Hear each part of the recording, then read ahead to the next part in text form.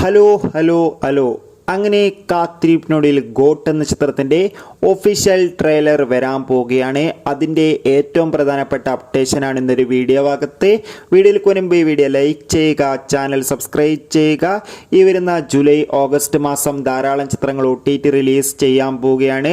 നമ്മുടെ ചാനൽ ഭാഗം പരിശോധിച്ചാൽ നിങ്ങൾക്ക് കാണാൻ വേണ്ടി സാധിക്കുന്നതായിരിക്കും.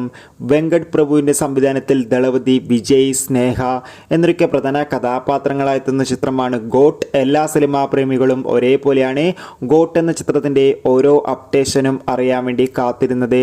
അങ്ങനെ കാത്തിരിപ്പിനൊടുവിൽ ചിത്രം വരുന്ന സെപ്റ്റംബർ 5-ാം തീയതി തിയേറ്ററുകളിൽ എത്തുമെന്ന് കൺഫേം ആക്കിയിട്ടുണ്ട്.